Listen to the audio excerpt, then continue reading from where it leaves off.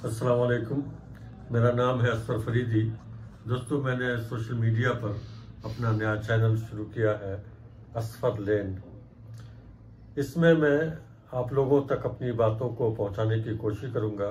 जो बातें मैंने लिखी हैं, जो कही हैं, और आइंदा जो मैं कोशिश करूंगा, उन सब के बारे में मेरी क्या राय है, मैंने किस तरह से सोचा है, उसको आपके साथ शेयर करने की मैं कोशिश करूंगा। दोस्तों, आप जानते हैं कि फ़िलिस्तीन में क्या कुछ हो रहा है। वहाँ ख़ास तौर से पिछले साल 7 अक्टूबर को जो वाक़या हुआ, उसके बाद जो गज़ा पट्टी के इलाके में लगातार हमला जारी है और शहीदों की तादाद बढ़ती जा रही है। दोस्तों, मैंने दुनिया भर के लोगों से फ़लस्तीन के ताल्लुक़ से एक बात कहने की कोशिश की है। इसका उन्वान है, हम अपने अपने फ़लस्तीन को आज़ाद करें।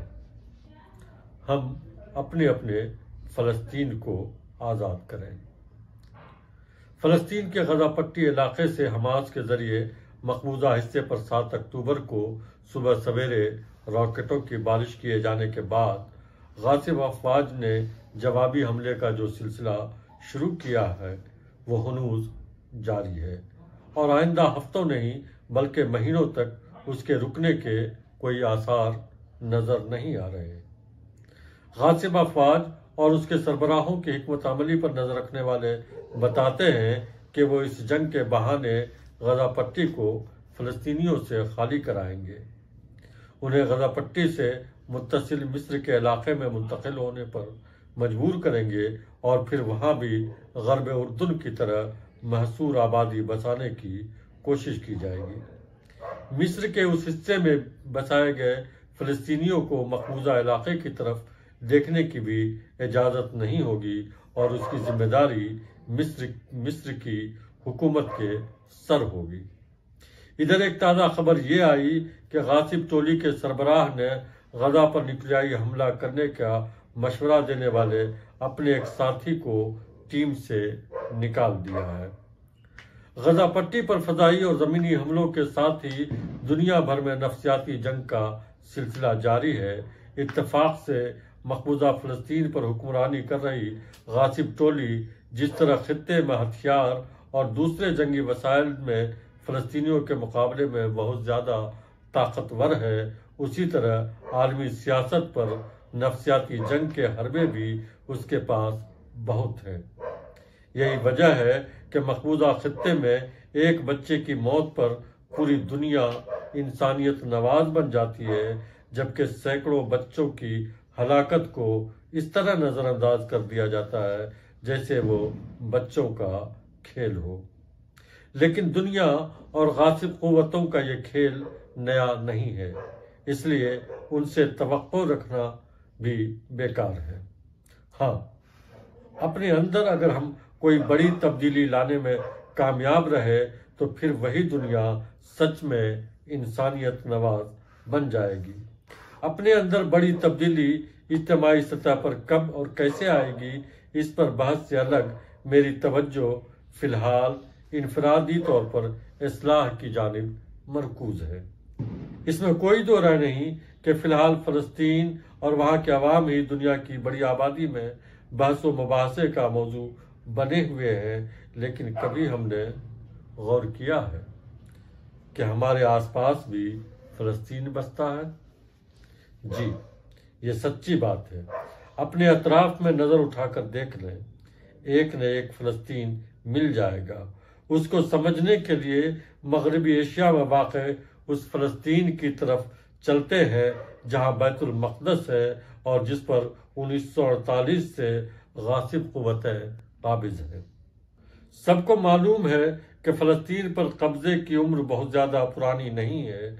अब से कोई 75 साल कबल उस तंजीम ने फ़लस्तीन पर गासिब क़ुव्वतों को मुसल्लत करने को जवाज़ बख्शा, जिसकी तश्कील नौ दूसरी आलमी जंग के खात्मे के बाद हुई थी और जिसे हमने आलम की बहाली और बरकरारी की जिम्मेदारी सौंपी गई थी।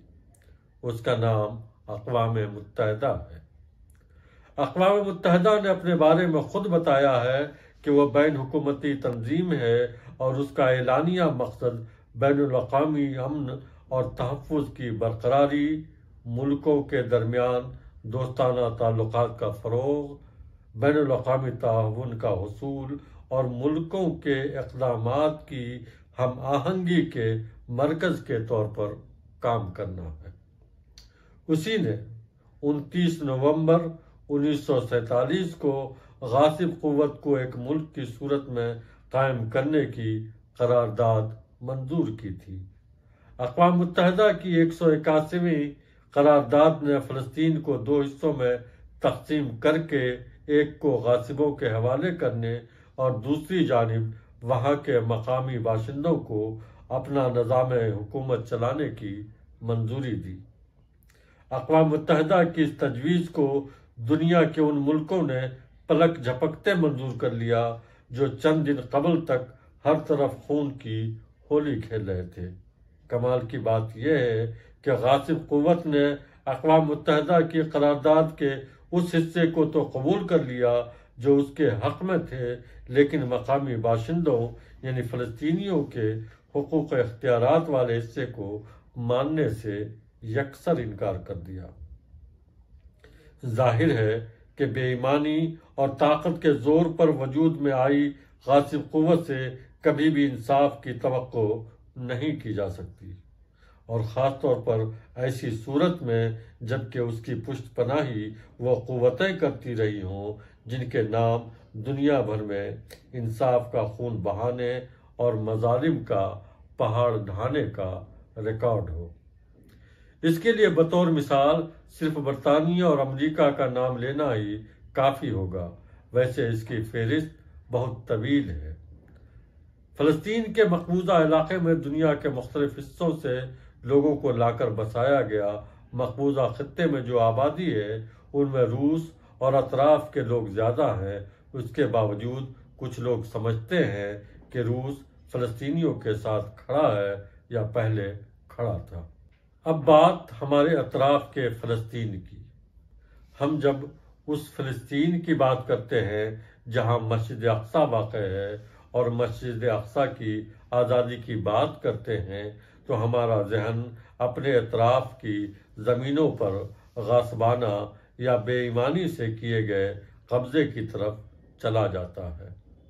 मैं नहीं कहता कि कौन कहाँ कब्ज़ा जमाए बैठा है, लेकिन ये ज़रूर कहता हूँ कि बहुत से लोग बहुत सारी जगहों पर काबिज़ हैं।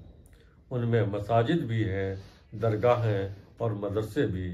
खाली ज़मीन और खेती बाड़ी की ज़मीन ही नहीं, कब्रिस्तान भी शामिल है। मैं ये समझता हूँ कि इस हकीकत से शायद ही किसी को इनकार हो।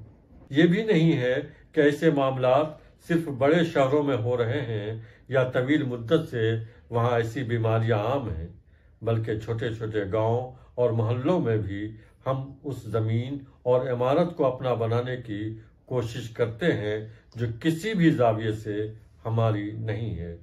ज़मीन के मामले में हमारा रवैया सिर्फ ये नहीं है कि हम दूसरों की ज़मीन पर कब्जा करते हैं, बल्कि हक मारने का सिलसिला अपने घर से शुरू करते हैं।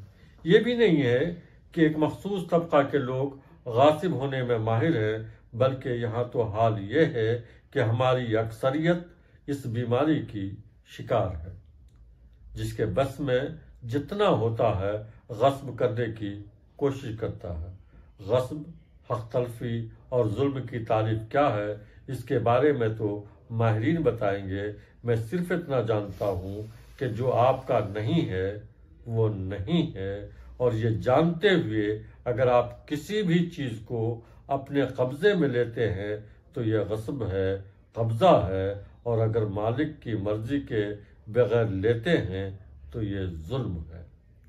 आप अपनी ताकत और इख्तियारात का ज़र्रा बराबर भी बेजा इस्तेमाल करते हैं तो ये जुल्म है। जुल्म छोटा या बड़ा नहीं हो सकता, जुल्म जुल्म होता है। हमारी ये कोशिश हो कि हम जालिमों पर भी जुल्म नहीं करें।